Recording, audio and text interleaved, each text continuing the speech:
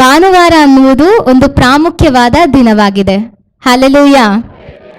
ಏಸು ಯೆರೂಸಲೇಮಿಗೆ ವಿಜಯೋತ್ಸವದಿಂದ ಬಂದಂಥ ದಿನ ಭಾನುವಾರನೇ.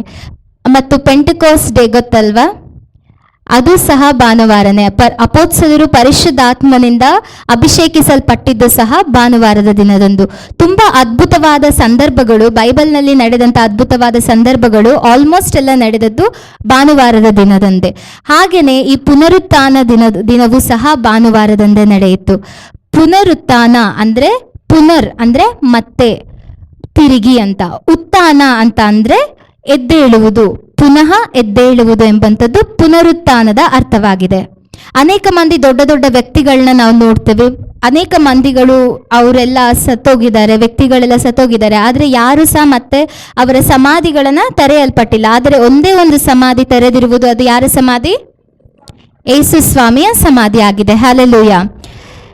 ನಾವು ವಾಕ್ಯದಲ್ಲಿ ನೋಡ್ತೇವೆ ಅಲ್ಲ, ಓ ಮರಣವೇ ನಿನ್ನ ಜಯವೆಲ್ಲಿ, ಮರಣವೇ ನಿನ್ನ ವಿಷದ ಕೊಂಡಿಯಲ್ಲಿ ಎಂಬುದಾಗಿ. ಈ ವಾಕ್ಯವನ್ನ ದೇವರು ಪುನರುತ್ಥಾನದ ಮೂಲಕ ಈ ವಾಕ್ಯವನ್ನು ನಮಗೆ ತೋರಿಸ್ತಾ ಇದ್ದಾರೆ. ಮರಣ ಎಂದರೆ ಆಲ್ಮೋಸ್ಟ್ ನಮ್ಮೆಲ್ಲರಿಗೂ ಭಯ ಇರ್ತದೆ ಅಲ್ವಾ? ಮರಣ ಅಂದರೆ ಯಾರಿಗೆ ಭಯ ಇಲ್ಲ? ಎಲ್ಲರಿಗೂ ಭಯ ಇರ್ತದೆ ಅಲ್ವಾ?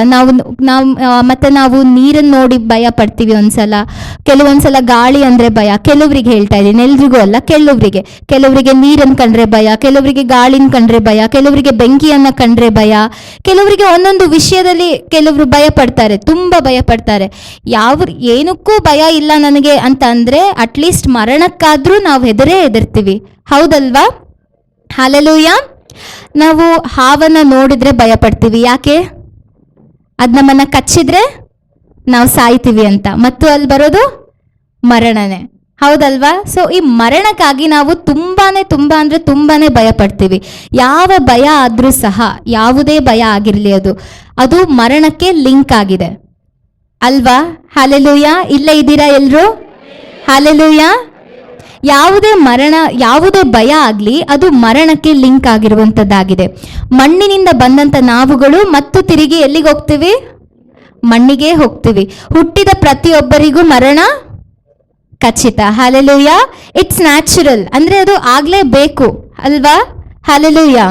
ನೀನು ಯಾವುದೇ ಬಣ್ಣದವನಾಗಿರು, ಯಾವುದೇ ಕುಲದವನಾಗಿರು, ನೀನು ಕೆಂಪುಗಿರು, ನೀನು ಬೆಳ್ಳಗಿರು, ನೀನು ಕಪ್ಪುಗಿರು, ನೀನು ನೀಲಿ ಬಣ್ಣ ಇರು, ನೀನು ಯಾವುದೇ ಬಣ್ಣ ಆಗಿರು, ಮರಣ ಅಂತರೂ ಬಂದೇ ಬರ್ತದೆ. ನಾವು ನಮ್ಮಲ್ಲಿ 3 ಅಂಶಗಳನ್ನ ನೋಡ್ತೇವೆ: ಶರೀರ, ಪ್ರಾಣ ಮತ್ತು ಆತ್ಮ. ಶರೀರ ಮತ್ತು ಪ್ರಾಣ ಅದು ಗತಿಸಿ ಹೋಗ್ತದೆ, ಆದರೆ ಆತ್ಮಕ್ಕೆ ಸಾವಿಲ್ಲ.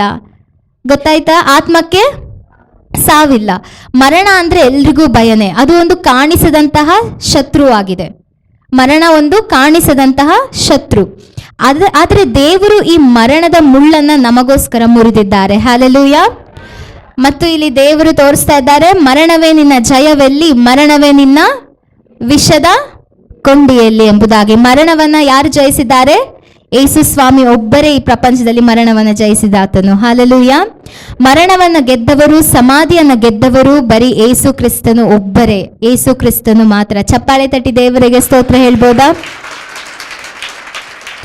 ಯಾಕೆ ಯೇಸು ಕ್ರಿಸ್ತನು ಮಾತ್ರನೇ ಮರಣವನ್ನು ಜಯಿಸಲಿಕ್ಕೆ ಸಾಧ್ಯ ಆಯಿತು? ಈ ಸಮಾಧಿಯನ್ನು ಗೆಲ್ಲಲಿಕ್ಕೆ ಯೇಸು ಕ್ರಿಸ್ತನಿಗೆ ಮಾತ್ರವೇ ಯಾಕೆ ಸಾಧ್ಯ ಆಯಿತು ಅಂದರೆ, ಆತನಲ್ಲಿ ಇದ್ದಂಥ ದೈವತ್ವ ಅಂಥದ್ದಾಗಿತ್ತು. ಆತನಲ್ಲಿ ಇದ್ದಂಥ ದೈವತ್ವ ಅಂಥದ್ದಾಗಿತ್ತು. ಅದಕ್ಕಾಗಿ ಆತನು ಮರಣವನ್ನು ತಿರುಗಿ ಜಯಿಸಿದ್ದಾನೆ. He has got the authority over everything. ಆತನಿಗೆ ಎಲ್ಲದರ ಮೇಲೆ ಅಧಿಕಾರವು ಆತನಿಗೆ ಉಂಟು. ಬೈಬಲ್ ಹೇಳ್ತದೆ, ಆತನು ಸರ್ವಾಧಿಕಾರಿಯಾಗಿ ಎಲ್ಲ ಸ್ತೋತ್ರಕ್ಕೂ ಅರ್ಹನು ಎಂಬುದಾಗಿ. Jesus Christ has got the authority over everything. ಆತನಿಗೆ ಸೃಷ್ಟಿಯ ಮೇಲೆ ಅಧಿಕಾರ ಉಂಟು, ಈ ಭೂಮಿ ಮೇಲೆ ಇರುವಂಥದ್ದೆಲ್ಲದರ ಮೇಲೆ ಆತನಿಗೆ ಅಧಿಕಾರ ಉಂಟು, ನನ್ನ ಮೇಲೆ ಅಧಿಕಾರ ಉಂಟು ಮತ್ತು ನಿಮ್ಮ ಮೇಲೆ ಅಧಿಕಾರ ಉಂಟು. ಹಲ್ಲೆಲೂಯ. ಹಲ್ಲೆಲೂಯ. ಅವರು ಒಂದು ಮಾತು ಹೇಳಿದರೆ ಅದು ನೆರವೇರಲೇಬೇಕು, ಹೌದಲ್ವಾ? ಈಗ ನಮಗೂ ಎಷ್ಟೋ ಜನಕ್ಕೆ ಅಧಿಕಾರಿಗಳು ಗೊತ್ತುಂಟು, ತುಂಬ ಅಧಿಕಾರಿಗಳಿದ್ದಾರೆ, ಅವ್ರು ತುಂಬ ಪವರ್ಫುಲ್ ಆಗಿರ್ತಾರೆ. ಅವ್ರು ಒಂದು ಮಾತು ಹೇಳಿದರೆ ಅದು ನೆರವೇರಲೇಬೇಕು, ಇಲ್ಲಾಂದರೆ ಅವರಿಗೆ ಅದು ಶಿಕ್ಷೆ ಆಗ್ತದೆ. ಹಾಗೆಯೇ ಇವಾಗ ಜಸ್ಟ್ ಥಿಂಕ್ ಮಾಡಿ, ಇವಾಗ ರೋಡಲ್ಲಿ ಬರ್ತಾ ಇದ್ದೀರಿ, ನೀವು ಫುಲ್ ಟ್ರಾಫಿಕ್ ಇದೆ, ನೀವು ನಿಮ್ಮ ಬೈಕಿಂದ ಇಳ್ದೋಗಿ ಸ್ಟಾಪ್ ಮಾಡಿರಿ ಅಂದರೆ ಯಾರ್ದಾರ ಗಾಡಿ ನಿಮ್ಗೆ ನಿಲ್ಲಿಸುತ್ತಾ? ಸ್ಟಾಪ್ ಮಾಡಿರಿ, ಹೋಗ್ರಿ, ಸ್ಟಾಪ್ ಆ್ಯಂಡ್ ಗೋ ಅಂತ ಅಂದರೆ ಯಾವ್ದಾರ ಗಾಡಿ ನಿಮಗೆ ನಿಲ್ಲಿಸಿ ನೀವು ಹೇಳಿದ್ದನ್ನು ಕೇಳಿ ಅದೇನಾರ ಮಾಡ್ತಾರಾ? ಅವರು ಯಾರಾದರೂ ಯಾರು ಮಾಡೋದಿಲ್ಲ. ಆದರೆ ಅಲ್ಲೊಬ್ರು ನಿಂತಿರ್ತಾರೆ ಟ್ರಾಫಿಕ್ ಹತ್ರ, ಬಿಳಿ ಡ್ರೆಸ್ ಹಾಕೊಂಡು, ಹ್ಯಾಟ್ ಹಾಕೊಂಡು, ವಾಕಿ ಟಾಕಿ ಇಟ್ಕೊಂಡು ನಿಂತಿರ್ತಾರೆ. ಯಾರು? Police, traffic police. ಅವರು ಒಂದು ಮಾತು ಹೇಳಿದರೆ ಅದು ನೆರವೇರಲೇಬೇಕು. ಇಲ್ಲಾಂದರೆ ಫೋಟೋ ತೆಗೆದು ನಮ್ಮ ಪೋಸ್ಟಿಗೆ ಬರುತ್ತೆ, ಮನೆಗೆ ಬರುತ್ತೆ, ಫೈನ್ ಕಟ್ರಿ ಅಂತ. ಹಲ್ಲೆಲೂಯಾ. ಅಧಿಕಾರ ಅಂಥದ್ದು, ನಮ್ಮನ್ನು ಆಳ್ವಿಕೆ ಮಾಡುವಂಥದ್ದು ಅಧಿಕಾರ ಆಗಿದೆ. ಕಂಟ್ರೋಲ್ ಮಾಡುವಂತಹ ಅಧಿಕಾರ ಪೊಲೀಸರಿಗೆ ಕೊಡಲ್ಪಟ್ಟಿದೆ. Authority makes the difference. ಅಧಿಕಾರ ಒಂದು ಡಿಫ್ರೆನ್ಸ್ನ ಕ್ರಿಯೇಟ್ ಮಾಡುತ್ತೆ. ಅಂದರೆ ದೇವರಿಗೆ ಸಹ ಒಂದು ಅಥಾರಿಟಿ ಇದೆ. ದೇವರು ನಮ್ಮ ಮೇಲೆ ಅಧಿಕಾರವನ್ನು ವಹಿಸುವಾತನಾಗಿದ್ದಾನೆ. ಅದು ಎಂಥ ಅಧಿಕಾರ, what kind of authority, what kind of dominion ಅಂತ ಅಂದರೆ ಅದು ಆತನಿಗೆ ಎಲ್ಲದರ ಮೇಲೆ ಅಧಿಕಾರ ಆತನಿಗೆ ಇದೆ ಎಂಬುದಾಗಿ. ಹಲ್ಲೆಲೂಯಾ. ಆತನಿಗೆ ಸೃಷ್ಟಿಯ ಮೇಲೆ ಅಧಿಕಾರ ಇದೆ, ಮನುಷ್ಯರ ಪಾಪಗಳನ್ನು ಕ್ಷಮಿಸುವ ಅಧಿಕಾರ, ಮರಣದ ಮೇಲೆ ಅಧಿಕಾರ ಮತ್ತು ಅದನ್ನು ತಿರುಗಿ ಗೆಲ್ಲುವ ಅಧಿಕಾರ. Hallelujah, hallelujah. ನಾನು ಆಗಲೇ ಹೇಳ್ದೆ ಅಲ್ಲ, ಏಸು ಕ್ರಿಸ್ತನ ಸಮಾಧಿ ಮಾತ್ರವೇ ತೆರೆಯಲ್ಪಟ್ಟಿದೆ, ಇನ್ನೆಲ್ಲರ ಸಮಾಧಿಯು ಮುಚ್ಚಲ್ಪಟ್ಟಿದೆ. ನೀವೆಲ್ಲಾದರೂ ಕೇಳಿದ್ದೀರಾ ಇವ್ರ ಸಮಾಧಿ ತೆರೆದಿದೆ ಅಂತ? ಎಲ್ಲೂ ಕೇಳಿಲ್ಲ.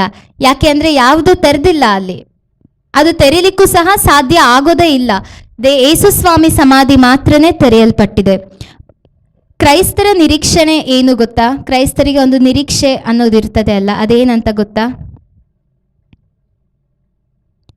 ಓಕೆ, ಲೋಕದಲ್ಲಿ ಅರ್ಧದಷ್ಟು ಕ್ರೈಸ್ತರು ಆತನನ್ನು ಆರಾಧಿಸ್ತಾ ಇದ್ದಾರೆ ಅಂದರೆ ಯಾಕೆ? ಯಾಕೆಂದರೆ ಆತನು ಮರಣವನ್ನು ತಿರುಗಿ ಗೆದ್ದಂಥ ದೇವರು. ಹಲ್ಲೆಲೂಯಾ. ಆತನು ಸಮಾಧಿಯನ್ನು ಗೆದ್ದಂಥ ದೇವರು ಆತನಾಗಿದ್ದಾನೆ. The basic hope of Christianity is an empty tomb. ಅಂದರೆ ಖಾಲಿ ಇರುವ ಸಮಾಧಿಯು ನಮ್ಮ ಕ್ರೈಸ್ತರಿಗೆ ಒಂದು ನಿರೀಕ್ಷಣೆ ಆಗಿದೆ. ಹಲ್ಲೆಲೂಯಾ. ಅದೊಂದು ಬೇಸಿಕ್ ಆದಂಥ ಥಿಂಗ್ ಕ್ರೈಸ್ತರಿಗೆ. ಆತನ ಸಮಾಧಿ ಎಲ್ಲೂ ಸಹ ಇಲ್ಲ, ಯಾಕೆಂದರೆ ಅದು ತೆರೆಯಲ್ಪಟ್ಟಿದೆ. ಮುಚ್ಚಲ್ಪಟ್ಟಿದ್ದರೆ ಇವಾಗ ಅನೇಕ ದೊಡ್ಡ ದೊಡ್ಡ ವ್ಯಕ್ತಿಗಳ ಸಮಾಧಿಗಳು ನಾವು ನೋಡ್ತೀವಲ್ವ. ರಾಜ್ಘಾಟ್ನಲ್ಲಿ ಮಹಾತ್ಮ ಗಾಂಧಿಯವ್ರ ಸಮಾಧಿ ನೋಡ್ತೀವಿ, ಇಂದಿರಾ ಗಾಂಧಿಯವ್ರ ಸಮಾಧಿ ನೋಡ್ತೀವಿ, ಇನ್ನೂ ಅನೇಕ ಮಂದಿ ಸಮಾಧಿಗಳನ್ನ ನಾವು ನೋಡ್ತೀವಿ. ಆದರೆ ಅದು ಯಾಕೆ ನೋಡ್ತೀವಿ? ಅವ್ರು ಸತ್ತಿದ್ದಾರೆ, ಅವ್ರು ಮತ್ತೆ ತಿರುಗಿ ಎದ್ದೇಳಲಿಲ್ಲ, ಅದಕ್ಕೆ ಅವ್ರ ಸಮಾಧಿಯನ್ನು ನಾವು ನೋಡ್ತೀವಿ. ಆದರೆ ಯೇಸು ಸ್ವಾಮಿಯ ಸಮಾಧಿ ಯಾಕೆ ನಾವು ನೋಡ್ತಾ ಇಲ್ಲ? ಯಾಕೆ ಯೇಸು ಸ್ವಾಮಿಯ ಸಮಾಧಿ ತೆರೆಯಲ್ಪಟ್ಟಿದೆ? ಗಟ್ಟಿಯಾಗಿ, ಆತನು ಜೀವಂತವಾಗಿ ಎದ್ದಿದ್ದಾನೆ. ಹಲ್ಲೆಲೂಯಾ. ಮುಂಜಾನೆಯ ಮಗ್ದಳದ ಮರಿಯಲು ಸಮಾಧಿಯನ್ನು ನೋಡೋದಕ್ಕಂತ ಓಡಿ ಹೋದಾಗ ದೇವದೂತರು ಆ ಮಗಳಿಗೆ ಹೇಳಿದಂಥ ಮಾತೇನು? ಆತನು ಇಲ್ಲಿ ಇಲ್ಲ, ಎದ್ದಿದ್ದಾನೆ. Hallelujah. He is not here, he has risen. Hallelujah. ಆತನು ಇಲ್ಲಿ ಇಲ್ಲ, ಯಾಕೆಂದರೆ ಆತನು ಎದ್ದಿದ್ದಾನೆ. ಏಸು ಕ್ರಿಸ್ತನು ಮರಣವನ್ನು ಗೆದ್ದಿದ್ದಾನೆ. ಏಸು ಕ್ರಿಸ್ತನ ಮುಂದೆ ಮರಣವು ತಲೆಬಾಗಿತು. ಮರಣದ ಮುಂದೆ ತಲೆಬಾಗಬೇಕಾಯಿತು. ಹಲ್ಲೆಲೂಯಾ. ಅಂದ್ರೆ ಮರಣವೇ ಮರಣ ಹೊಂದಬೇಕಾಯಿತು. ಅರ್ಥ ಆಯ್ತಾ ನಾ ಹೇಳಿದ್ದು? ಏಸು ಸ್ವಾಮಿಯ ಮುಂದೆ ಮರಣವೇ ಬಾಗಿತು ಹಾಗೂ ಮರಣವೇ ಮರಣ ಹೊಂದಿತು. ಮತ್ತು ಈಗ ಪುನರುತ್ಥಾನ, ದ ರೆಸರೆಕ್ಷನ್, ಅಂದ್ರೆ ನಾನು ಆಗ್ಲೇ ಹೇಳ್ದೆ ಅಲ್ಲ, ಮತ್ತೆ ಪುನಃ ಎದ್ದೇಳುವುದು ಎಂಬುದಾಗಿ. ಪುನರುತ್ಥಾನ ನಮ್ಮ ಜೀವಿತದಲ್ಲಿ ಏನು ಮಾಡಿತು ಎಂಬುದಾಗಿ ನಾನು ಇವತ್ತು ನಿಮಗೆಲ್ಲ ಹೇಳಲಿಕ್ಕೆ ಹೋಗ್ತಾ ಇದ್ದೇನೆ. ಕೇಳಲಿಕ್ಕೆ ರೆಡಿ ಇದ್ದೀರಾ? Hallelujah, hallelujah. ಮೊದಲನೇ ಅಂಶ, ಪುನರುತ್ಥಾನವು ಭಯವನ್ನು ತೆಗೆದು ನಮಗೆ ಆನಂದವನ್ನು ನೀಡಿದೆ. ಹಲ್ಲೆಲೂಯಾ. ಮತ್ತಾಯನು ಬರೆದ ಸುವಾರ್ತೆ 28ನೇ ಅಧ್ಯಾಯ 5ನೇ ವಚನವನ್ನ ಗಟ್ಟಿಯಾಗಿ ಓದಿ. ಆಗ ದೂತನು ಆ ಹೆಂಗಸರಿಗೆ, ನೀವು ಹೆದರಬೇಡಿರಿ. ಏನಂತ ಹೇಳ್ತಾ ಇದ್ದಾರೆ ಅಲ್ಲಿ? ನೀವು ಹೆದರಬೇಡಿರಿ. ಶಿಲುಬೆಗೆ ಹಾಕಲ್ಪಟ್ಟಿದ್ದ ಯೇಸುವನ್ನು ಹುಡುಕುತ್ತೀರೆಂದು ಬಲ್ಲೆನು. ಆತನು ಇಲ್ಲಿಲ್ಲ, ತಾನು ಹೇಳಿದಂತೆಯೇ ಎದ್ದಿದ್ದಾನೆ. ತಾನು ಹೇಳಿದಂತೆಯೇ ಎದ್ದಿದ್ದಾನೆ. ಮೊದಲನೇ ಮಾತು ಏನ್ ಹೇಳಿದ್ದು? ನೀವು ಹೆದರಬೇಡಿರಿ ಎಂಬುದಾಗಿ. ಭಯ ಎನ್ನುವುದು ಮನುಷ್ಯರಲ್ಲಿ ತುಂಬಾ ಸಹಜ ಅಲ್ವಾ? ಎಲ್ಲರಿಗೂ ಒಂದು ಭಯ ಇರ್ತದೆ. ಆವಾಗಲೇ ನಾನು ಹೇಳಿದಾಗೆ ಎಲ್ಲರಿಗೂ ಒಂದೊಂದು ಭಯ ಇರ್ತದೆ. ಕೆಲವರಿಗೆ ಭವಿಷ್ಯತ್ತಿನ ಬಗ್ಗೆ ಭಯ ಇರ್ತದೆ, ಕೆಲವರಿಗೆ ರೋಗಗಳ ಬಗ್ಗೆ ಭಯ ಇರ್ತದೆ, ಕೆಲವರಿಗೆ ಬೆಂಕಿ ಅಂದರೆ ಭಯ, ಆಗಲೇ ನಾನು ಹೇಳಿದ್ನಲ್ಲ, ನೀರಂದರೆ ಭಯ, ಗಾಳಿ ಅಂದರೆ ಭಯ, ಯಾವುದಾದ್ರೂ ಒಂದು ಭಯಗಳಿದ್ದೇ ಇರುತ್ತೆ. ಈ ಪ್ರಪಂಚದಲ್ಲಿ 353 ವಿಧವಾದ ಭಯಗಳಿವೆ. There are 353 phobias in this world. 353 ವಿಧವಾದ ಭಯಗಳು ಈ ಪ್ರಪಂಚದಲ್ಲಿದೆ.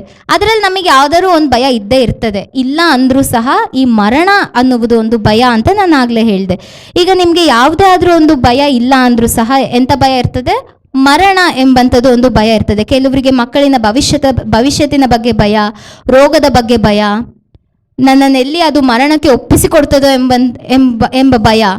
ಇವಾಗ ರೋಗ ಅಂದರೆ ಇವಾಗ ಡಯಾಬಿಟಿಸ್ ಬಂದರೆ ಅಯ್ಯೋ ನನಗೆ ಶುಗರ್ ಬಂದು ನಾನು ಸತ್ತೋಗ್ಬಿಡ್ತೀನೇನೋ ಅನ್ನೋಂಥ ಭಯ. ಥೈರಾಯ್ಡ್ ಇದ್ದರೆ ಅಯ್ಯೋ ಜಾಸ್ತಿ ಆಗಿ ನಾನು ಸತ್ತೋಗ್ಬಿಡ್ತೀನೇನೋ ಅನ್ನೋಂಥ ಭಯ.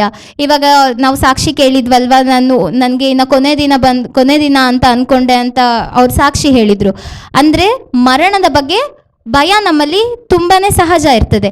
ಆ ದಿನವೂ ಸಹ ಯಾರು ಭಯಪಟ್ಟಿದ್ದಾರೆ, ಯಾರು ಭಯಪಟ್ಟರು ಅಲ್ಲಿ ವಾಕ್ಯದಲ್ಲಿ ನಾವು ನೋಡಿದೆವಲ್ಲ,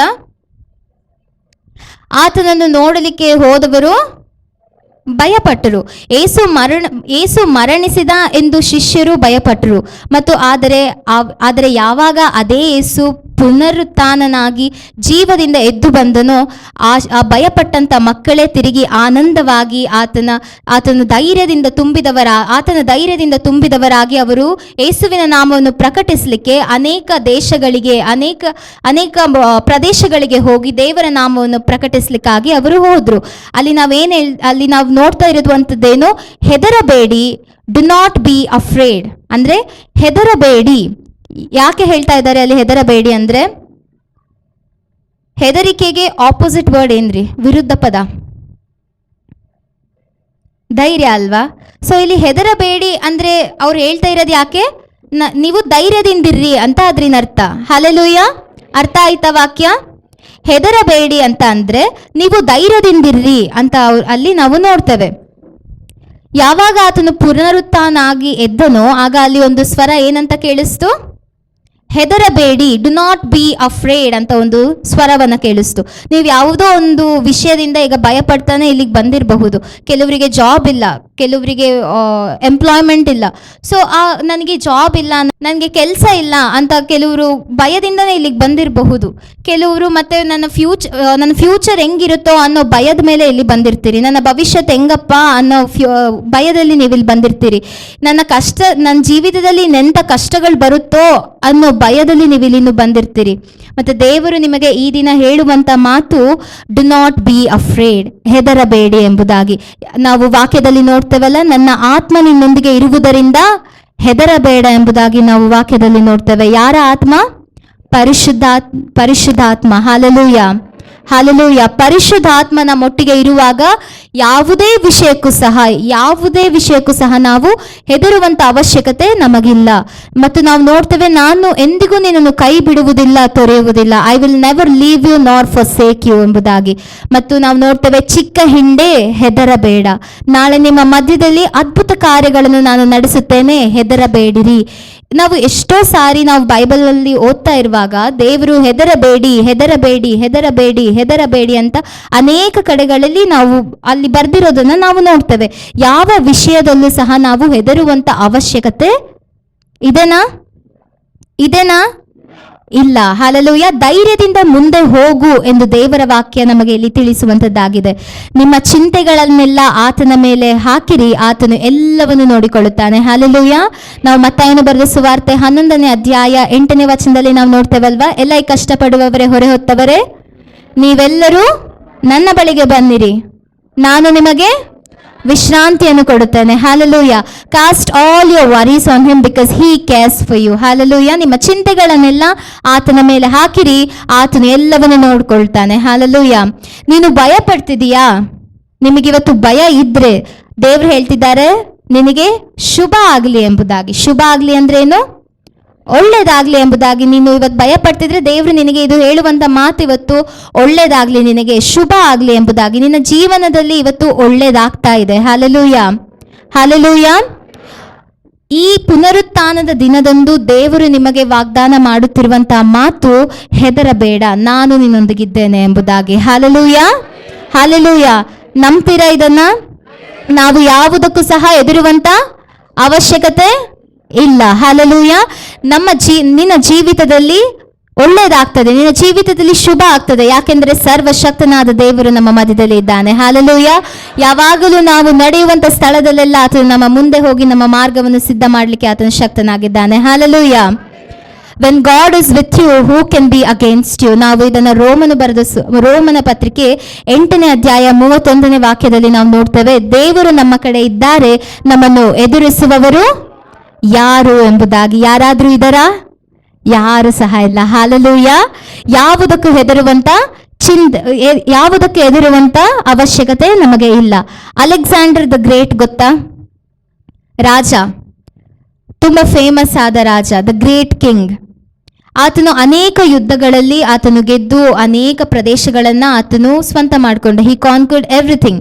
ಒಂದು ದಿವಸ ಅವನು ಏನ್ ಮಾಡ್ತಾನೆ, ಒಂದು ಸಮುದ್ರದ ಕಡೆಗೆ ಹೋಗಿ ಸಮುದ್ರನ ನೋಡಿ ಹೇಳ್ತಾನೆ, ನೀನು ಒಂದು ಭೂಭಾಗ ಆಗಿದ್ರೆ, ಭೂಮಿಯ ಒಂದು ಭಾಗ ಆಗಿದ್ರೆ ನಿನ್ನನ್ನು ಸಹ ನಾನು ಜಯಿಸ್ತಾ ಇರ್ತಿದ್ದೆ ಅಂತ ಹೇಳ್ತಾನೆ. ಮತ್ತೆ ಇನ್ನೊಂದು ದಿವಸ ಮತ್ತೆ ಆಕಾಶದ ಕಡೆ ನೋಡಿ ಹೇಳ್ತಾನೆ, ಈ ಆಕಾಶಕ್ಕೊಂದು ಏಣಿ ಇದ್ದಿದ್ರೆ ಚೆನ್ನಾಗಿರ್ತಿತ್ತು, ಆ ದೇವ್ರನ್ನು ಸಹ ನಾನು ಜಯಿಸ್ಕೊಂಡು ಬರ್ತಿದ್ದೆ ಅಂತ ಯಾರು ಹೇಳಿದ್ರು? Alexander the great. ಅವನೊಬ್ಬ ರಾಜ. ಅವನು ಈಗ ಹೇಳ್ತಾನೆ. ಆಮೇಲೆ ಅವನಿಗೆ ಕೊನೆಯಲ್ಲಿ ಅವನಿಗೇನಾಗುತ್ತೆ ಅಂದ್ರೆ, ಅವನು 33 ವರ್ಷದವನಾಗಿದ್ದಾಗ ಅವನಿಗೊಂದು ಚಿಕ್ಕ ಸೊಳ್ಳೆ ಕಚ್ಚಿ ಅವನಿಗೆ ಮಲೇರಿಯಾ ಬಂದು ಅವನು ಸತ್ತೋಗ್ತಾನೆ. ಅಷ್ಟೆಲ್ಲ ಕಾನ್ಕರ್ ಮಾಡಿದಂಥವನು, ಆ ಸಮುದ್ರಕ್ಕೆ ನಿನ್ನನ್ನು ಜಯಿಸ್ತೀನಿ ಅಂದವನು, ದೇವ್ರನ್ನು ಜಯಿಸ್ತೀನಿ ಅಂದವನಿಗೆ ಏನಾಯ್ತು? ಒಂದು ಚಿಕ್ಕ ಸೊಳ್ಳೆ ಕಚ್ಚಿ ಮಲೇರಿಯಾ ಆಗಿ ಅವನು ಸಾಯ್ತಾನೆ. 33 ವರ್ಷಕ್ಕೇನೆ ಅವನು ಸಾಯ್ತಾನೆ. ಆಗ ಡಾಕ್ಟರ್ಸ್ ಸಹ ಅವನಿಗೆ ಏನು ಮಾಡ್ಲಿಕ್ಕಾಗ್ಲಿಲ್ಲ, ಯಾಕಂದ್ರೆ ಅವಾಗಿನ ಹಳೆ ಕಾಲ, ಅವಾಗಿನ್ನು ಮಲೇರಿಯಾಗೆಲ್ಲ ವ್ಯಾಕ್ಸಿನ್ಸ್ ಏನು ಬಂದಿರಲಿಲ್ಲ. ಇವಾಗಾದ್ರೆ ಟೆಕ್ನಾಲಜಿ ಎಲ್ಲ ಮುಂದೋಗಿದೆ, ಇವಾಗ ಎಲ್ಲದಕ್ಕೂ ಮೆಡಿಸಿನ್ಸ್ ಇದೆ, ಎಲ್ಲದೂ ಹೋಗ್ತದೆ. ಆದರೆ ಆಗಿನ ಕಾಲಕ್ಕೆ ಮಲೇರಿಯಾಗೆ ಇನ್ನು ಏನು ಟ್ರೀಟ್ಮೆಂಟ್ ಇನ್ನೂ ಬಂದಿರಲಿಲ್ಲ. ಸೊ ಅದಕ್ಕೆ ಅವನಿಗೆ ಯಾವ ಡಾಕ್ಟರ್ಸ್ ಸಹ ಹೆಲ್ಪ್ ಮಾಡಿಕ್ಕಾಗಲಿಲ್ಲ. ಆತನು ಕೊನೆಯದಾಗಿ ಅವನಿಗೆ ಗೊತ್ತಾಗ್ತದೆ, ಓಕೆ ನನ್ನ ಮರಣ ಹತ್ರ ಬಂತು ಎಂಬುದಾಗಿ ಆತನು ತಿಳಿದು ಆತನ ಸೈನಿಕರಿಗೆ, ಅವನ ಸುತ್ತಮುತ್ತ ಇರುವಂತ ಸೈನಿಕರಿಗೆ ಹೇಳ್ತಾನೆ, ನಂದೊಂದು 3 ಕೊನೆ ಆಸೆಗಳಿದಾವೆ, ಅವನ್ನ ನೀವು ತೀರಿಸ್ತೀರಾ ಅಂತ ಹೇಳ್ತಾನೆ. ಯಾರು ಇವಾಗ ಹುರಿ ಶಿಕ್ಷೆ ಹಾಕ್ಬೇಕಾದ್ರೆ ಪೊಲೀಸ್ ಅವರು ಅವರಿಗೆ ಹುರಿ ಶಿಕ್ಷೆ ಹಾಕಿಸ್ಕೊಳ್ತಾರಲ್ಲ, ಅವ್ರಿಗೆ ಹೋಗಿ ಕೇಳ್ತಾರಲ್ವ, ಕೊನೆ ಆಸೆ ಏನಾದ್ರೂ ಇದೆನಾ ನಿಂದು ಎಂಬುದಾಗಿ. ಹಾಗೇನೆ ಅಲೆಕ್ಸಾಂಡರ್ ಅವನು ತನ್ನ ಮಿಲಿಟರಿ ಪೀಪಲ್ ಇರ್ತಾರಲ್ಲ, ಅವ್ರ ಸುತ್ತಮುತ್ತ ಒಂದು 3-4 ಜನರು ಇರ್ತಾರೆ. ಸೊ ಅವರಿಗೆ ಕೇಳ್ತಾನೆ, ನಂದೊಂದು 3 ಕೊನೆ ಆಸೆಗಳಿದಾವೆ, ಅದನ್ನ ನೀನು ತೀರಿಸ್ತೀರಾ ಅಂತ ಕೇಳ್ತಾನೆ.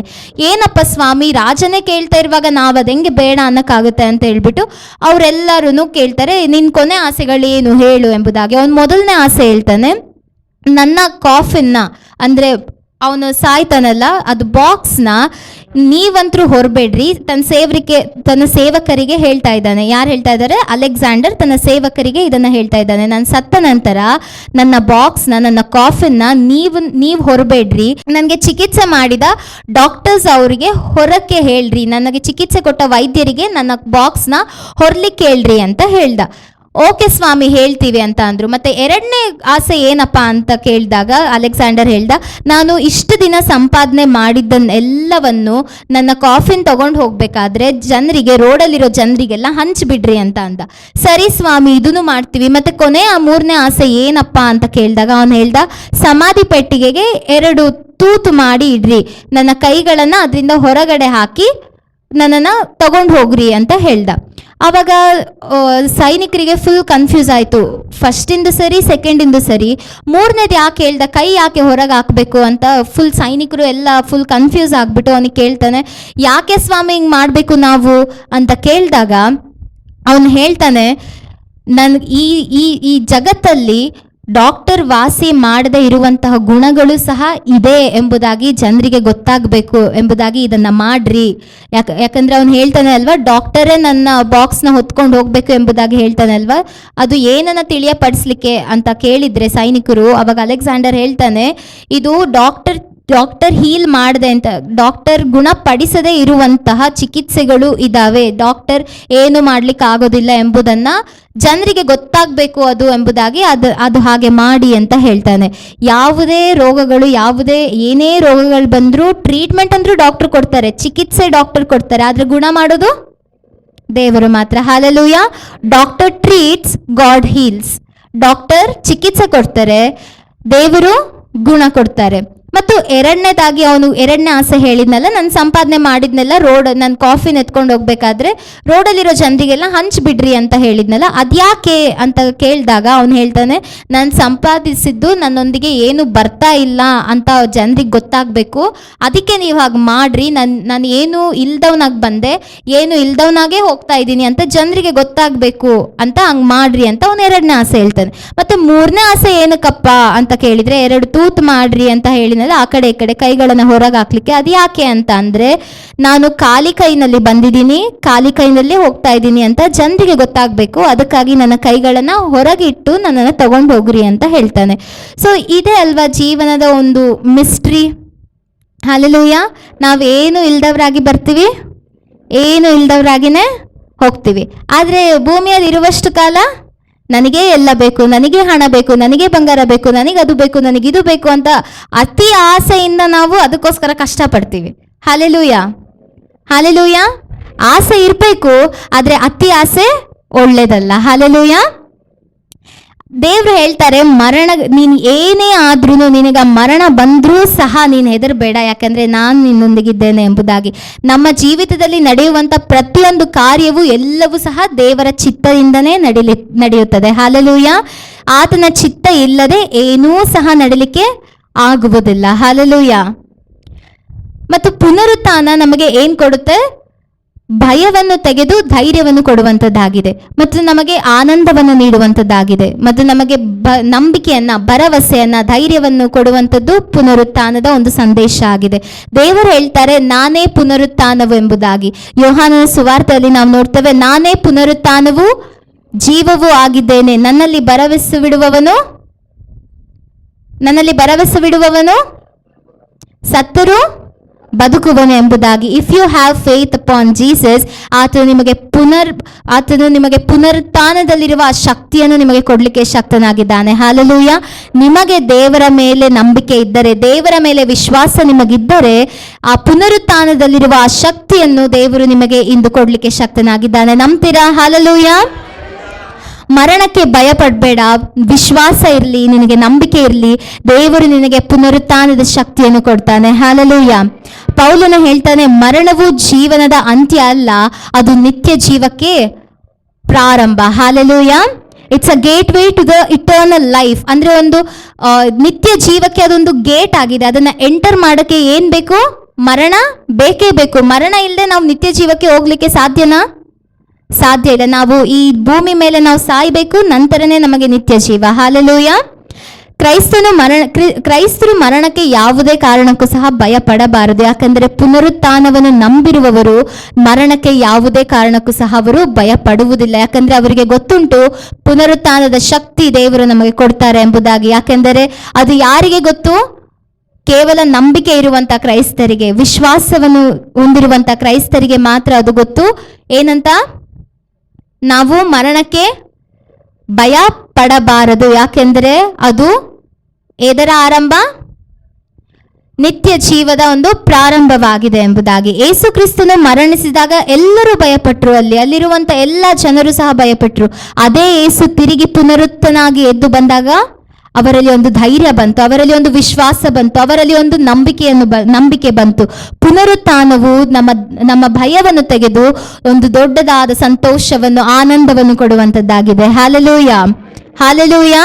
ನಾನು ಮೊದಲನೇದು ಹೇಳಿದೆ, ಪುನರುತ್ಥಾನವು ನಮ್ಮ ಭಯವನ್ನು ತೆಗೆದು ಆನಂದವನ್ನು ಕೊಡುತ್ತದೆ ಎಂಬುದಾಗಿ. ಎರಡನೆಯದು, ಪುನರುತ್ಥಾನವು ನಮ್ಮ ಭವಿಷ್ಯತ್ತಿಗೆ ಭದ್ರತೆಯನ್ನು ಕೊಡುವಂಥದ್ದಾಗಿದೆ. ಹಲ್ಲೆಲೂಯಾ. ಆತನು ಜೀವದಿಂದಿರುವ ದೇವರು. Hallelujah, hallelujah. ಆತನು ಜೀವದಿಂದಿರುವಂಥ ದೇವರು. We are not worshipping the dead. ನಾವು ಸತ್ತಂತವರನ್ನು ನಾವು ಆರಾಧಿಸ್ತಿಲ್ಲ. ಹಲ್ಲೆಲೂಯಾ. ಜೀವ ಸ್ವರೂಪನಾದ ದೇವರನ್ನು ನಾವು ಆರಾಧನೆ ಮಾಡ್ತಾ ಇದ್ದೇವೆ. Hallelujah. We are worshipping the living god. ನಾವು ಜೀವ ಸ್ವರೂಪನಾದ ದೇವರನ್ನು ಆರಾಧನೆ ಮಾಡ್ತಿದ್ದೇವೆ. ಯೋಬನು ಹೇಳ್ತಾನೆ, ನನ್ನ ವಿಮೋಚಕನು ಜೀವ ಸ್ವರೂಪನು ಎಂಬುದಾಗಿ. ಇದೊಂದು ವಾಕ್ಯವನ್ನು ಓದಿ, ಯೋಬ 19ನೇ ಅಧ್ಯಾಯ 25ನೇ ವಚನ. ನಾನಂತೂ ನನ್ನ ವಿಮೋಚಕನು ಜೀವ ಸ್ವರೂಪನೆಂದು ಬಲ್ಲೆನು. ಏನಂತ ಹೇಳ್ತಾ ಇದ್ದಾರೆ ಅಲ್ಲಿ? ನಾನಂತೂ ನನ್ನ ವಿಮೋಚಕನನ್ನು ಜೀವ ಸ್ವರೂಪನೆಂದು ಬಲ್ಲೆನು. Hallelujah, hallelujah. ನಾವು ಹೇಳ್ಬೋದಾ ಈಗ? ನನ್ನ ವಿಮೋಚಕನು ಜೀವ ಸ್ವರೂಪನು. ಗಟ್ಟಿಯಾಗಿ, ಇನ್ನೂ ಗಟ್ಟಿಯಾಗಿ ಇನ್ನೊಂದ್ಸಲ. Hallelujah. My redeemer is alive. ನನ್ನ ವಿಮೋಚಕನು ಜೀವ ಸ್ವರೂಪನು. ಯೇಸು ಹೇಳ್ತಾರೆ, ನಾನೇ ಮೊದಲನೆಯವನು, ಕೊನೆಯವನು, ಜೀವಿಸುವವನು, ಯುಗದ ಸಮಾಪ್ತಿಯವರೆಗೂ. ಗೊತ್ತುಂಟ ವಾಕ್ಯ? ಯುಗದ ಸಮಾಪ್ತಿಯವರೆಗೂ ಸದಾಕಾಲ ನಿಮ್ಮ ಸಂಗಡ ಇರುವೆನು ಎಂಬುದಾಗಿ. ಹಲ್ಲೆಲೂಯಾ. ಈ ಪ್ರಪಂಚದಲ್ಲಿ ಯಾರಾದರೂ ಸದಾಕಾಲ ನಮ್ಮ ಜೊತೆಗೆ ಇರ್ಲಿಕ್ಕಾಗ್ತದಾ? ಯಾವಾಗಲೂ ನಮ್ಮ ಜೊತೆಗೆ ಇರ್ಲಿಕ್ಕಾಗುತ್ತಾ? ಸಾಧ್ಯನೇ ಇಲ್ಲ. ಯಾರೇ ಜೊತೆ ಇದ್ರೂ, ಎಷ್ಟೇ ಅವ್ರು ನಮ್ಮನ್ನು ಪ್ರೀತಿ ಮಾಡಿದ್ರು ಸಹ ಆ ಪ್ರೀತಿ, ಆ ಜೊತೆ ಅವೆಲ್ಲ ತಾತ್ಕಾಲಿಕ ಮಾತ್ರ, ಸ್ವಲ್ಪ ಸಮಯಕ್ಕೆ ಮಾತ್ರ. ಅದೆಲ್ಲ. ಹಲ್ಲೆಲೂಯಾ. ನಮಗೆ ಹಣವಿರುವಷ್ಟು ಕಾಲ, ನಮಗೆ ಬಂಗಾರವಿರುವಷ್ಟು ಕಾಲ, ನಮಗೆ ಆಸ್ತಿ ಇರುವಷ್ಟು ಕಾಲ, ನಾವು ಆರೋಗ್ಯದಿಂದ ಇರುವಷ್ಟು ಕಾಲ ಮಾತ್ರನೇ ನಮಗೆಲ್ಲ ಸಂಬಂಧಗಳು, ನಮ್ಮ ಬಂಧುಗಳು, ನಮ್ಮ ಸ್ನೇಹಿತರು, ನಮ್ಮ ಮಿತ್ರರು ಎಲ್ಲರೂ ಅವಾಗ ಮಾತ್ರ. ಅದೇ ಒಂದ್ಸಲ ನಮ್ಮ ಹಣ ಹೋಗ್ಲಿ, ನಮ್ಮ ಬಂಗಾರ ಎಲ್ಲ ಹೋಗ್ಲಿ, ಯಾರಾದರೂ ಬರ್ತಾರಾ ನಿಮ್ಮ ಸಹಾಯಕ್ಕೆ? ಯಾರಾದರೂ ಬರ್ತಾರಾ? ಕೆಲವ್ರು ಬರಬಹುದು, ದೇವ್ರ ಮಕ್ಕಳು ಬರ್ತಾರೆ. ಆದರೆ ನಿಜವಾಗಿ ಸಹಾಯಕ್ಕೆ ಬರುವವನು ಯಾರು? ಯೇಸು ಸ್ವಾಮಿ ಮಾತ್ರ. ಅದಕ್ಕೆ ಆತನು ಹೇಳ್ತಾನೆ, ನಾನೇ ಮೊದಲನೆಯವನು, ಕಡೆಯವನು, ಜೀವಿಸುವವನು, ಯುಗದ ಸಮಾಪ್ತಿಯವರೆಗೂ ಸದಾಕಾಲ ನಿಮ್ಮ ಸಂಗಡ ಇರುವೆನು ಎಂಬುದಾಗಿ. ಒಂದು ನಾನು ಕತೆ ಹೇಳ್ತೇನೆ. ಮುಂಬೈನಲ್ಲಿ ಒಂದು ಸೈಕಲ್ ರಿಪೇರಿ ಮಾಡುವಂಥ ಮನುಷ್ಯನಿಗೆ 3 ಕೋಟಿಯ ಲಾಟ್ರಿ ಟಿಕೆಟ್ ಸಿಕ್ತು. ಅಂದರೆ ಒಂದು ಲಾಟ್ರಿಯನ್ನು ಗೆದ್ದ. ಎಷ್ಟು? 3 ಕೋಟಿ ಲಾಟ್ರಿಯನ್ನು ಗೆದ್ದ. ಆದ್ರೆ ನೆಕ್ಸ್ಟ್ ದಿನ ಹೆಂಡತಿ ಫೋನ್ ಮಾಡಿ ಗಂಡಂಗೆ ಹೇಳ್ತಾ ಇದ್ದಾಳೆ, ರೀ ನಮ್ಮ ಮನೆಗೆ 50 ಜನ ಗೆಸ್ಟ್ ಬಂದಿದ್ದಾರೆ, ಬರ್ರಿ ಜಲ್ದಿ ಎಂಬುದಾಗಿ. ಆಮೇಲೆ ಅವ್ನು ಕೇಳ್ತಾನೆ, ಯಾಕೆ ನಮ್ಮ ಮನೆಗೆ ಒಬ್ರು ಗೆಸ್ಟ್ ಬರಲ್ಲ? ನಾನು ನೋಡಿದ್ರೆ ಸೈಕಲ್ ರಿಪೇರಿ ಬದುಕ್ತಾ ಇರುವಂಥ ಮನುಷ್ಯ, ನಮ್ಮ ಮನೆಗೆ ಒಬ್ರು ಗೆಸ್ಟ್ ಬರಲ್ಲ, ಇದ್ಯಾಕೆ ಒಂದೇ ಸಲ 50 ಜನ ಗೆಸ್ಟ್ ಬಂದಿದ್ದಾರೆ? ಏನಾದರೂ ನಾವು ಸಾಲ ಏನಾರ ಮಾಡಿದಿವೇನು? ನಾವೇನಾದ್ರು ತಪ್ಪು ಮಾಡಿದಿವೇನು? ನಾನು ಏನಾರ ತಪ್ಪು ಮಾಡಿದ್ದೀನ? ಎಲ್ಲಾದರೂ ಹೋಗಿ ಏನಾದರೂ ತಪ್ಪಾಗಿ ಹೇಳಿದ್ದೀನ? ಯಾರಿಗಾದ್ರೂ ತಪ್ಪಾಗಿ ಬೈದಿದ್ದೀನ ಅಂತ ಗಂಡ ಹೆಂಡ್ತಿಗೆ ಕೇಳಿದಾಗ, ಅವಾಗ ಹೆಂಡ್ತಿ ಹೇಳ್ತಾಳೆ, ಇಲ್ಲ ರೀ, ಹೆದರ್ಕೋಬೇಡ್ರಿ, ನಿಮಗೆ ಲಾಟ್ರಿ ಬಂದಿದೆ, 3 ಕೋಟಿ ಲಾಟ್ರಿ ಬಂದಿದೆ ಅಂತ ಪೇಪರಲ್ಲೆಲ್ಲ ಹಾಕ್ಸಿದ್ದಾರೆ, ಅದಕ್ಕೆ ಜನರು ಬಂದಿದ್ದಾರೆ ಎಂಬುದಾಗಿ. ಅರ್ಥ ಆಯ್ತಾ? ಹಲ್ಲೆಲೂಯಾ. ಅಂದ್ರೆ ನಮಗೆ ಹಣವಿರುವಷ್ಟು ಕಾಲ ಮಾತ್ರನೇ ನಮ್ಮ ಬಂಧುಗಳು, ನಮ್ಮ ಸಂಬಂಧಗಳು ಮಾತ್ರ ಇರ್ತದೆ. ಹಣವಿಲ್ಲದೆ ಇರುವಾಗ, ಬಂಗಾರ ಇಲ್ಲದೆ ಇರುವಾಗ, ಆಸ್ತಿ ಇಲ್ಲದೆ ಇರುವಾಗ, ಏನೂ ಸಹ ಇಲ್ಲದೆ ಇರುವಾಗ, ನಾವು ಖಾಲಿಯಾಗಿ ಇರುವಾಗ ನಮ್ಮೊಟ್ಟಿಗೆ ಯಾರು ಸಹ ಬರೋದಿಲ್ಲ. ಹಲ್ಲೆಲೂಯಾ. ಬಂದರೆ ಯಾರು ಬರುವಂಥದ್ದು? ದೇವರು ಮಾತ್ರ. ಹಲ್ಲೆಲೂಯಾ. ಈ ಲೋಕದ ಪ್ರೀತಿ ಕ್ಷಣಿಕ. ಈಗ ನೋಡಿ, ತಂದೆ ತಾಯಿಯ ಪ್ರೀತಿಗೂ ಸಹ ಒಂದು ಲಿಮಿಟೇಷನ್ ಇರ್ತದೆ ಅಲ್ವಾ? ಅದಕ್ಕೂ ಒಂದು ಫುಲ್ ಸ್ಟಾಪ್ ಅನ್ನೋದೊಂದು ಇರ್ತದೆ ತಂದೆ ತಾಯಿ ಪ್ರೀತಿಗೆ. ಈಗ ತಂದೆ ತಾಯಿ ನೀವು ಸಾಯೋವರೆಗೂ ನಿಮ್ಮ ಜೊತೆಗಿರೋದಿಲ್ಲ ಅಲ್ವಾ? ಈಗ ಫಾರ್ ಎಕ್ಸಾಂಪಲ್, ಈಗ ತಂದೆ ತಾಯಿ ಸತ್ರೆ ನಮ್ಮನ್ನು ಮತ್ತೆ ಹಾಗೆ ಪ್ರೀತಿ ಮಾಡೋರು ಯಾರಿದಾರ್ರಿ? ತಂದೆ ತಾಯಿ ಅಂತ ಪ್ರೀತಿ ಯಾರು ಕೊಡೋರಿದ್ದಾರೆ? ಯಾರು ಸಹ ಕೊಡೋದಿಲ್ಲ ಅಲ್ಲ? ಈ ಲೋಕದಲ್ಲಿ ಹೇಳ್ತಾ ಇದ್ದೀನಿ ನಾನು, ಯಾರು ಸಹ ಕೊಡೋರಿಲ್ಲ ಅಲ್ವಾ? ಅಂದರೆ ಅದಕ್ಕೂ ಒಂದು ಲಿಮಿಟೇಷನ್ ಇದೆ, ಅದಕ್ಕೂ ಒಂದು ಫುಲ್ ಸ್ಟಾಪ್ ಇದೆ. ತಂದೆ ತಾಯಿಯ ಪ್ರೀತಿಗೂ ಸಹ ಒಂದು ಫುಲ್ ಸ್ಟಾಪ್ ಇದೆ. ಆದರೆ ದೇವರ ಪ್ರೀತಿ ಅದು ನಿತ್ಯಕ್ಕೂ ಇರುವಂಥ ಪ್ರೀತಿ ಆಗಿದೆ. ಹಲ್ಲೆಲೂಯಾ. ನಿತ್ಯ ಪ್ರೇಮ, ಶಾಶ್ವತವಾದ ಪ್ರೇಮ ಅದು ಯೇಸು ಕ್ರಿಸ್ತನ ಪ್ರೇಮವಾಗಿದೆ. ಅದಕ್ಕಾಗಿ ಆತನು ಆ ಕಲ್ವಾರಿ ಶಿಲುಬೆಯಲ್ಲಿ ನನಗೋಸ್ಕರ, ನಿಮಗೋಸ್ಕರ, ಆತನು ನಮ್ಮ ಮೇಲಿಟ್ಟಿರುವ ಪ್ರೀತಿಗಾಗಿ, ಆ ನಿತ್ಯ ಪ್ರೀತಿಗಾಗಿ, ಆ ಪ್ರೀತಿಗಾಗಿ ನಮಗೋಸ್ಕರ ಆತನು ಕಲ್ವಾರಿ ಶಿಲುಬೆಯಲ್ಲಿ ಪ್ರಾಣ ಕೊಟ್ಟಾತ ದೇವರು. ಹಲ್ಲೆಲೂಯಾ. ಹಲ್ಲೆಲೂಯಾ. ಆತನು ನಮಗೋಸ್ಕರ ರಕ್ತ ಸುರಿಸಿದ್ದು ಯಾಕೆ? ನಮ್ಮ ಮೇಲೆ ಪ್ರೀತಿ ಇರುವುದರಿಂದಲೇ ಆತನು ಅಲ್ಲಿ ರಕ್ತ ಸುರಿಸಿದ. ಹಲ್ಲೆಲೂಯಾ. ಒಬ್ಬ ತಂದೆಗೆ 2 ಮಕ್ಕಳಿರ್ತಾರೆ. ಒಬ್ಬ ದೊಡ್ಡವನು, ಚಿಕ್ಕವನು, ಅಣ್ಣ ತಮ್ಮ ಇರ್ತಾರೆ. ಚಿಕ್ಕವನು ಜವಾಬ್ದಾರಿ ಇಲ್ಲದಂಥ ಮನುಷ್ಯ ಆಗಿರ್ತಾನೆ. ಅವನು ಯಾವಾಗಲೂ ಕಳ್ಳತನ ಮಾಡ್ಕೋತಾ ಅವನು ಬದುಕ್ತಾ ಇರ್ತಾನೆ. ಆವಾಗ ಒಂದು ದಿನ ಮದುವೆಗೆ ಅಂತ ಹೋದಾಗ ಆ ಮದುವೆನ ನಿಲ್ಲಿಸ್ಬಿಟ್ಟು ಬಂಗಾರ ಎಲ್ಲ ಕಳ್ಳತನ ಮಾಡ್ಕೊಂಡು ಬರ್ಲಿಕ್ಕಾಗಿ ಅವನ ಮೈಂಡ್ನ ಪ್ರಿಪೇರ್ ಮಾಡ್ಕೋತಾನೆ. ಅಂದರೆ ಅವ್ನು ಪ್ಲಾನ್ ಹಾಕೊತಾನೆ. ಅವಾಗ ಕೆಲವರೆಲ್ಲ ಅಡ್ಡ ಬರ್ತಾರೆ, ಯಾಕೆ ಹಿಂಗೆ ಮಾಡ್ತಿದ್ದೆ, ಹಿಂಗೆ ಅಂತ ಎಲ್ಲ ಹೇಳ್ಬಿಟ್ಟು ಅಡ್ಡ ಬರ್ತಾರೆ. ಅವಾಗ ಅವನ ಕೈಯಲ್ಲಿರೋ ಚಾಕು ತಗೊಂಡು 3-4 ಜನನ ತಿವಿದು ಅವನಲ್ಲೇ ಸಾಯಿಸ್ಬಿಡ್ತಾನೆ. ಇವಾಗ ಅವನು ಸಾಯಿಸಿದ್ನಲ್ಲ, ಸೊ ಆ ಸಾಯಿಸಿದ ತಮ್ಮನನ್ನ ಅವನು ಎಲ್ಲರೂ ಅಟ್ಟಿಸ್ಕೊಂಡು ಹೋಗ್ತಾರೆ. ಯಾಕಂದ್ರೆ ಆಬ್ವಿಯಸ್ಲಿ ಮರ್ಡರ್ ಮಾಡೋರಿಗೆ ಅವರಿಗೆ ಶಿಕ್ಷೆ ಅಂತೂ ಕೊಡಲೇಬೇಕಲ್ವಾ? ಮುಗ್ಧ ಜನರನ್ನ ನಾವು ಅವ್ರಿಗೆ ಏನಾದರೂ ಮಾಡಿದರೆ ಅದಕ್ಕೆ ತಕ್ಕಂಥ ಶಿಕ್ಷೆ ಆಗೇ ಆಗ್ತದೆ ಅಲ್ವಾ. ಸೊ ಹಾಗೇನೆ ಈ ತಮ್ಮ ಇರ್ತಾನೆ ಅಲ್ಲ, ಸೊ ಅವನು ಸಾಯಿಸಿದ್ರಿಂದ ಅವನನ್ನೆಲ್ಲ ಓಡಿಸ್ಕೊಂಡು ಬಂದರು. ಪೊಲೀಸ್ ಅವರು ಸಹ ಬಂದರು, ಎಲ್ಲರೂ ಬಂದರು. ಎಲ್ಲರೂ ಅವನು ಓಡಿಸ್ಕೊಂಡು ತುಂಬ ದೂರದವರೆಗೂ ಹೋದ್ರು. ದೂರ ಹೋಗಿ ಇವನು ಓಡಿ ಕೊನೆಗೆ ಅವ್ರ ಅಣ್ಣನ ಮನೆಗೆ ಸೇರ್ತಾನೆ. ಅಣ್ಣ ಅಂತ ಬಾಗಿಲು ತಟ್ಟಿ ಎಲ್ಲ ತೆಗೆದಾಗ ಅವ್ರ ಅಣ್ಣ ಇವನನ್ನ ನೋಡಿ ಫುಲ್ ರಕ್ತ, ಶರ್ಟ್ ಅಲ್ಲೆಲ್ಲ ರಕ್ತ ಆಗಿರ್ತದೆ. ಆಮೇಲೆ ಅವನು ಜಲ್ದಿ ಒಳ ಕರ್ಕೊಂಡು ತಮ್ಮನನ್ನ ಒಳಗೆ ಕರ್ಕೊಂಡು ಅವನಿಗೆ ಹೇಳ್ತಾನೆ ಏನಾಯ್ತು ಅಂತ ಎಲ್ಲ ಕೇಳಿದಾಗ ಅವಾಗ ತಮ್ಮ ಹೇಳ್ತಾರೆ, ನಾನು ಈಗ ಕಳ್ತನ ಮಾಡಕ್ ಹೋಗಿದ್ದೆ, ನಾನು ಅದರಲ್ಲಿ 3-4 ಜನನ ಸಾಯಿಸ್ಬಿಟ್ಟಿದ್ದೀನಿ ಅಣ್ಣ ಅಂತ ಎಲ್ಲ ಹೇಳ್ತಾನೆ. ಅವಾಗ ಅಣ್ಣ ಏನು ಒಂದು ಸಹ ಮಾತಾಡದೆ ಅವನಿಗೆ ಹೇಳ್ತಾನೆ, ನಿನ್ ಬಟ್ಟೆನ ನನಗೆ ಕೊಡು, ನನ್ನ ಬಟ್ಟೆನ ನೀನ್ ಹಾಕು ಎಂಬುದಾಗಿ ಜಲ್ದಿ ಬಟ್ಟೆ ಎಕ್ಸ್ಚೇಂಜ್ ಮಾಡ್ಕೊಂಡ್ಬಿಟ್ಟು ಆಮೇಲೆ ಅದೇ ಬಟ್ಟೆ ಎಕ್ಸ್ಚೇಂಜ್ ಮಾಡಿದ ತಕ್ಷಣ ಪೊಲೀಸ್ ಅವ್ರು ಬಂದು ಬಾಗ್ಲು ತಡ್ತಾರೆ. ತೆಗೆದಾಗ ಅಣ್ಣ ಹೋಗ್ತಾನೆ ಮುಂದೆ. ಈಗ ಅಣ್ಣನ ಹತ್ರ ಇರುವಂತ ಬಟ್ಟೆ ಎಂತದ್ದು, ರಕ್ತದಿಂದ ತುಂಬಿರುವಂತ ಬಟ್ಟೆ ಆಗಿದೆ ಅಲ್ವಾ ಇವಾಗ. ಸೊ ಪೊಲೀಸ್ ಅವರು ಮತ್ತೆ ಜನರೆಲ್ಲ ಏನ್ ಅನ್ಕೋತಾರೆ, ಇವನೇ ಸಾಯಿಸಿರೋದು ಅಂತ ಹೇಳಿ ಇವನನ್ನ ಸ್ಟೇಷನ್ಗೆಲ್ಲ ಕರ್ಕೊಂಡೋಗಿ ಅವನಿಗೆ ಹುರಿ ಶಿಕ್ಷೆಯನ್ನ ಆತನಿಗೆ ಕೊಡ್ತಾನೆ.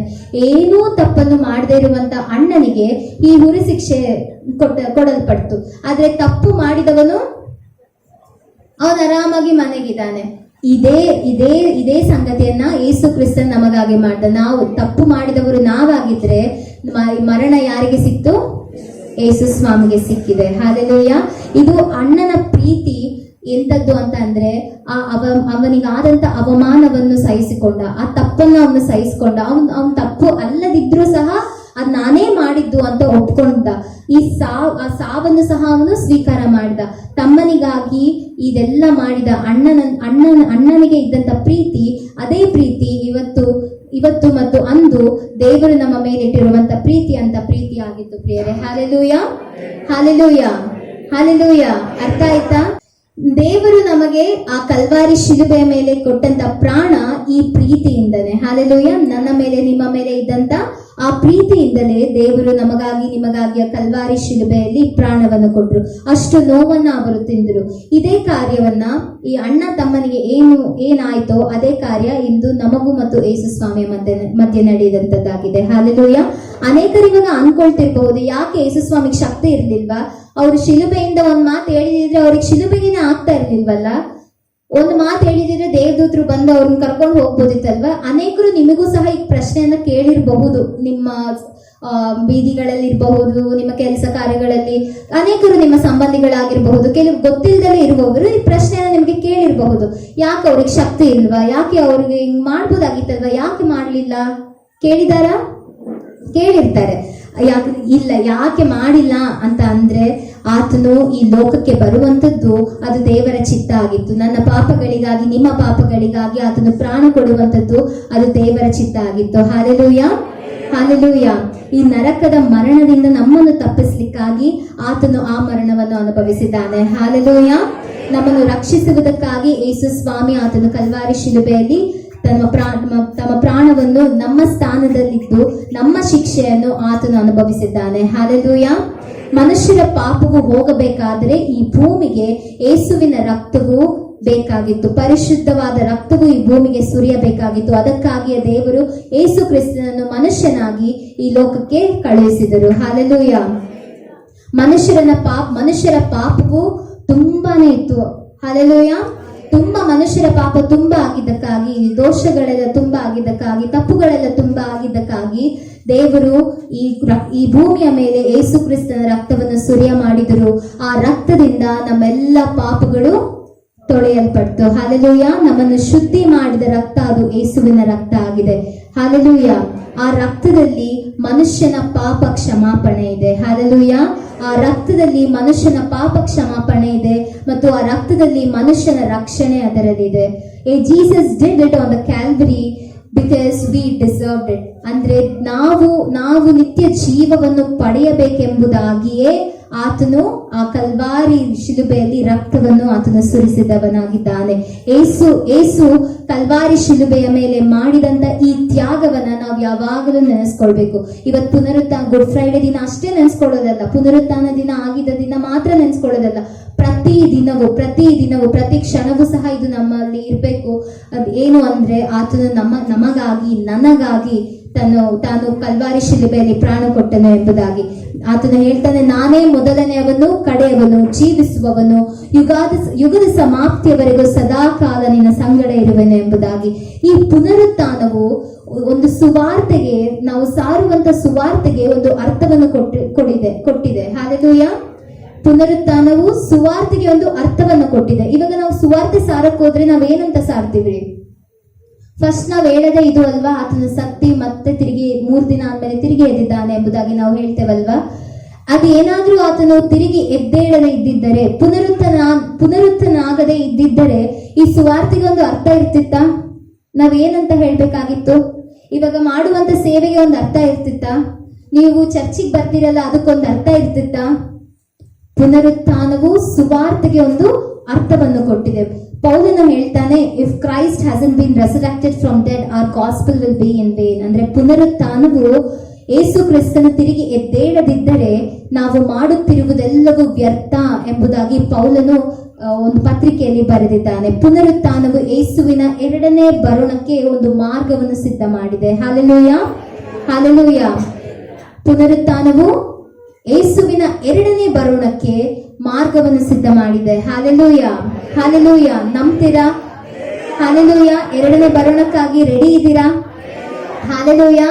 ಯಾಕೆಂದರೆ ನಾವು ರೆಡಿ ಇರಬೇಕು. ಯಾಕೆಂದ್ರೆ ದೇವರು ನಮಗೆ ಪುನರುತ್ಥಾನದ ಮೂಲಕ ನಮ್ಮ ಭಯವನ್ನೆಲ್ಲ ಹೋಗಿಸಿ, ನಮಗೆ ಧೈರ್ಯವನ್ನು ನೀಡಿ, ನಮಗೆ ವಿಶ್ವಾಸವನ್ನು ನೀಡಿ, ನಮಗೆ ನಂಬಿಕೆಯನ್ನು ನೀಡಿ, ನಮಗೆ ಸಂತೋಷವನ್ನು ನೀಡಿ, ಆನಂದವನ್ನು ನೀಡಿ, ನಮಗೆ ಮುಂದೆ ಸಾಗಲಿಕ್ಕೆ ಆತನು ನಮಗೆ ಧೈರ್ಯವನ್ನು ಕೊಟ್ಟಿದ್ದಾನೆ. Hallelujah, hallelujah.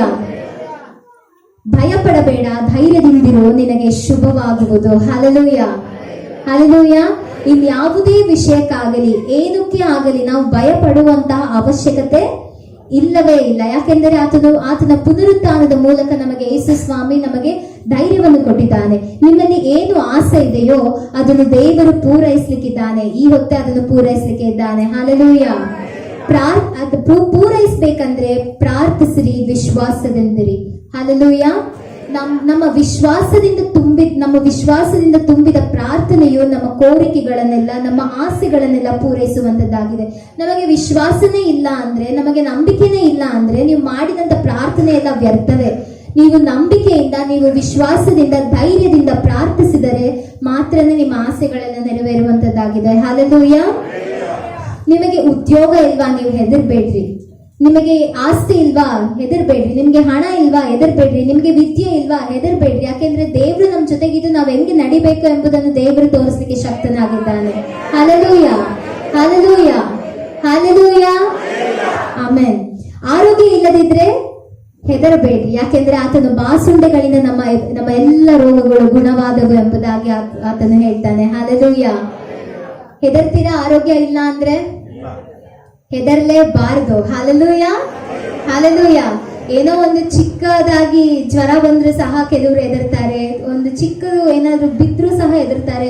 ಈಗ ನೋಡಿ, ಮಕ್ಳು ಏನಾದ್ರು ಬಿದ್ರೆ ಅಯ್ಯೋ ಬಿದ್ಬಿಟ್ಯಾ ಅಂತ ಎದುರ್ಕೊಂಡು ಓಡೋಗ್ತಾರೆ. ಬಿದ್ರೆ ಎದ್ದು ಓಡಾಡ್ತಾರಲ್ವಾ. ಏನಾಗ್ತದೆ ಬಿದ್ರೆ? ಬೀಳ್ಬೇಕು. ಮಕ್ಳ ಮೇಲೆ ಬೀಳ್ತಾರೆ, ಎದ್ದೇಳ್ತಾರೆ, ಬೀಳ್ಲೇಬೇಕು.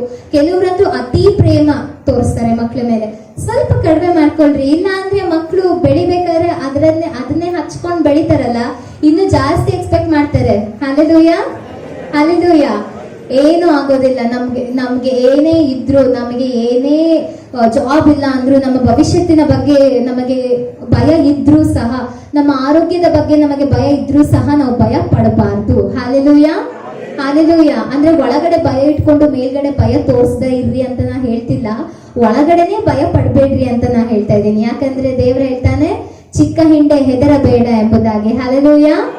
ಆತನು ಯಾವಾಗಲೂ ನಮ್ಮೊಟ್ಟಿಗಿರುವ ಆತ ದೇವರು ಆತನಾಗಿದ್ದಾನೆ. ನಿಮ್ಮ ಕೋರಿಕೆಗಳಿಗೆ ದಾರಿಯನ್ನು ಸಿದ್ಧ ಮಾಡ್ಲಿಕ್ಕಾಗಿಯೇ ಆತನು ಪುನರುತ್ಥಾನಾಗಿ ಎದ್ದು ಬಂದಿದ್ದಾನೆ. ಹಾಲೆಲೂಯ. ಈ ದಿನ ಆತನು ನಿಮ್ಮ ಕೋರಿಕೆಗಳನ್ನು ಈಡೇರಿಸಲಿಕ್ಕೆ ಶಕ್ತನಾಗಿದ್ದಾನೆ. ನೀವು ಕೇವಲ ಮಾಡಬೇಕಾಗಿರುವುದು ಎಂಥದ್ದು ಅಂತ ಅಂದ್ರೆ ಜಸ್ಟ್ ನಂಬಿಕೆ ಇಡಬೇಕು ಆತನ ಮೇಲೆ. ಹಾಲೆಲೂಯ. ನಿಮ್ಮ ನಂಬಿಕೆ ಎಲ್ಲವನ್ನು ಮಾಡಲಿಕ್ಕೆ ಶಕ್ತವಾಗಿದೆ. ಹಾಲೆಲೂಯ. ನಿಮಗೆ ನಂಬಿಕೆ ಇಲ್ಲದಿದ್ದರೆ ಎಲ್ಲವೂ ಸಹ ವ್ಯರ್ಥವೇ. ನಾನು ಆಗ್ಲೇ ಹೇಳ್ದೆ ಅಲ್ಲ, ನೀವು ಎಷ್ಟೇ ಪ್ರೇಯರ್ ಮಾಡಿದ್ರು ನಂಬಿಕೆ ಇಲ್ಲದಂತ ಪ್ರಾರ್ಥನೆ ಅದು ವ್ಯರ್ಥವಾದ ಪ್ರಾರ್ಥನೆ. ಹಾಲೆಲೂಯ. ಹೆದರಬೇಡ, ನಿನಗೆ ವಿರೋಧವಾಗಿ ಹೋರಾಡುವ ಯಾವ ಆಯುಧವು ನಿನ್ನ ಮುಂದೆ ಜಯಿಸದು. ಹಾಲೆಲೂಯ. ನಂಬ್ತೀರಾ?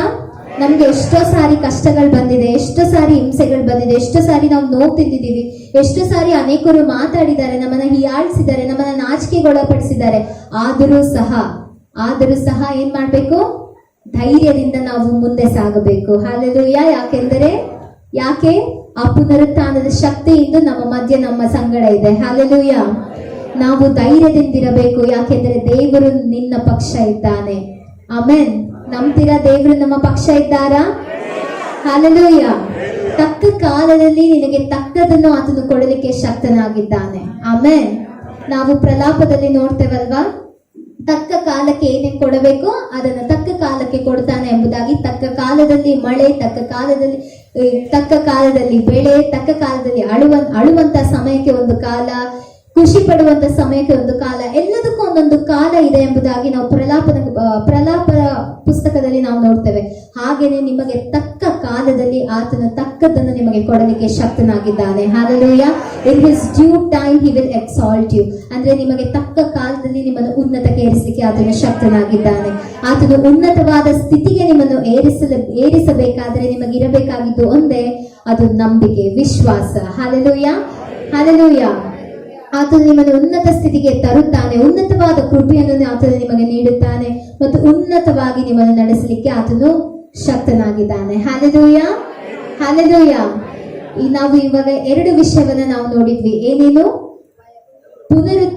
ಪುನರುತ್ಥಾನದಿಂದ ನಾವು 2 ವಿಷಯವನ್ನ ನೋಡಿದ್ವಿ.